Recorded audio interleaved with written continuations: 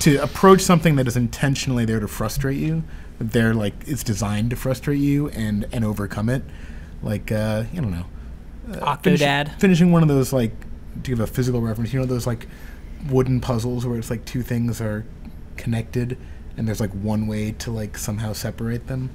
But see, that I started thinking about that, and I was like, in a similar sense, it's like, puzzle? Once you figure out the intentionally obscure controls of something like Surgeon Simulator, it becomes an easier game, right? It's not nearly as difficult to play. But at the same time, how is that different from Dark Souls? Like, how can you not say the same thing of, oh, once you figure out the controls and the enemy patterns in Dark Souls, it becomes a significantly easier game? Well, there's a beauty in Dark Souls. There's at least some finesse and technique to it, rather than, I mean, Surgeon Simulator, Octodad, Quap, I mean, those games hang their hat on theme.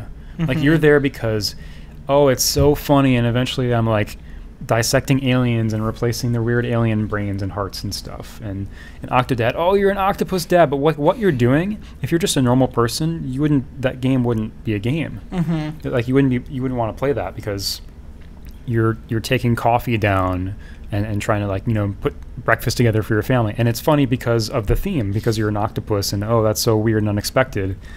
I don't know, I wish those games would maybe explore territory more around input and more around gesture and the sort of technical aspects more, and make that inherently fun rather than, you know, relying on the window dressing around it. What about something like a Super Hexagon? Do you like that? That showed up on the list, that was high on the list, yeah. So that, as I understand it, is more of like a Twitch reaction sort of bullet hell game. The Toho games also came up. Those are these Japanese sort of independent bullet hell games that are there's finesse there in understanding patterns and you know, moving through them. There's also like just visual distraction, visual noise to figure out, which it's not a kind of difficulty I really like in a game.